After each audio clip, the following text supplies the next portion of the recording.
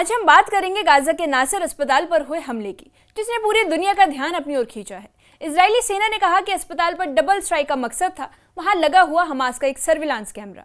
लेकिन सवाल यह है कि पहले हमले में ही एक रॉयटर्स पत्रकार हुसाम अल मासरी की मौत हो गई थी, जो लाइव रिपोर्टिंग कर रहे थे। अस्पताल के कर्मचारी, मरीज और उनके रिश्तेदार मदद के लिए दौड़े, तभी दूसरे हमले में कम से कम 18 लोग मारे गए। इनमें 5 पत्रकार और इमरजेंसी रिस्पॉन्डर भी शामिल थे। हमास ने इस दावे को खारिज कर दिया है और कहा है कि अगर कैमरा था भी तो उसे अस्पताल पर टैंक से मारने की जरूरत नहीं थी। इस हमले ने अंतर्राष्ट्रीय स्तर पर निंदा और सवाल खड़े कर दिए हैं। आइए आपको पूरा मामला विस्तार से समझाते हैं। न्यूज़ 18 के सोशल मीडिया प्लेटफॉर्म पर आपका स्वागत है। मैं आपके साथ साइमा परवीन। गाजा के नासर अस्पताल पर हुए हमले ने पूरी दुनिया का ध्यान खींचा है। इजरायली सेना का कहना है कि अस्पताल पर डबल स्ट्राइक इसलिए किया गया क्योंकि वहां एक हमास कैमरा था। लेकिन पहले हमले में रॉयटर्स पत्रकार हुसाम अल मासरी मारे गए। अस्पताल के कर्मचारी और मरीज उन्हें बचाने दौड़े थे और उसी दौरान दूसरा हमला हुआ, जिसमें कम से कम 18 लोग मारे गए। इसमें इमरजेंसी रिस्पॉन्डर और 5 पत्रकार भी शामिल थे। अस्पताल में मौजूद सभी लोग बिना हथियार के मदद कर रहे थे। अंतर्राष्ट्रीय मानवाधिकार संगठन इसे गंभीर उल्लंघन बता रहे हैं। इस हमले ने युद्ध में नागरिक सुरक्षा और पत्रकारों की सुरक्षा पर सवाल खड़े कर दिए हैं। पहला हमला अस्पताल की ऊपरी मंजिल पर हुआ। वहां मौजूद पत्रकार, हेल्थ वर्कर्स और मरीज मदद के लिए दौड़े। वीडियो और तस्वीरों में साफ दिखा कि किसी के पास हथियार नहीं थे। लेकिन टैंक से हुआ दूसरा हमला सीधे सीढ़ियों पर गिरा, जहां लोग पहले हमले में घायल लोगों की मदद कर रहे थे। अस्पताल अधिकारियों के अनुसार इस हमले में करीब 18 लोग मारे गए हैं। सेना ने अब तक ये नहीं बताया कि इतनी भीड़ में उन्होंने किस तरह मिलिटेंट्स को पहचाना। इससे साफ है कि हमला आम नागरिक और हेल्पर पर हुआ। मानवाधिकार संगठन इसे गंभीर उल्लंघन बता रहे हैं। इस घटना ने गाजा में युद्ध के नियमों और अस्पतालों की सुरक्षा पर गंभीर सवाल खड़े कर दिए हैं। इजरायली सेना का दावा है कि 6 लोग मारे गए, लेकिन अस्पताल और मृतक के नजदीकी सूत्रों का कहना है कि इसमें हेल्थ वर्कर और इमरजेंसी ड्राइवर भी शामिल थे। आपको बता दें कि इसका मतलब ये हुआ कि आम नागरिक और मददगार निशाना बने हैं। पिछले 22 महीनों में गाजा में पत्रकारों पर हमले लगातार बढ़ते जा रहे हैं। इस हमले में 5 पत्रकार मारे गए, जिसमें एपी की मरियम दागा भी शामिल थी। पत्रकारों की सुरक्षा लगातार खतरे में है। अंतर्राष्ट्रीय संगठन इसे गंभीर उल्लंघन मान रहे हैं।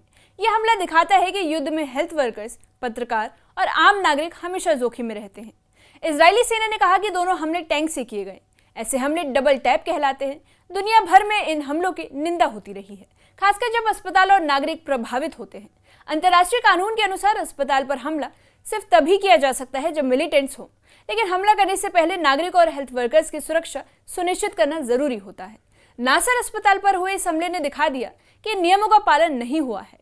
हमले ने हेल्थ वर्कर्स और आम नागरिकों की सुरक्षा पर सवाल खड़े कर दिए हैं। इस घटना से युद्ध में मानवाधिकार और अस्पताल सुरक्षा पर चिंता बढ़ गई है।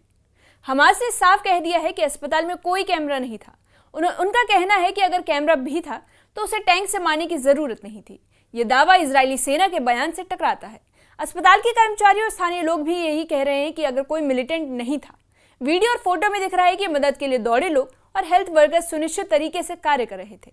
इस हमले ने दिखा दिया कि आम नागरिक और हेल्थ वर्कर्स बिना किसी खतरे के निशाना बने हैं। अंतर्राष्ट्रीय संगठन इसे गंभीर उल्लंघन मान रहे हैं।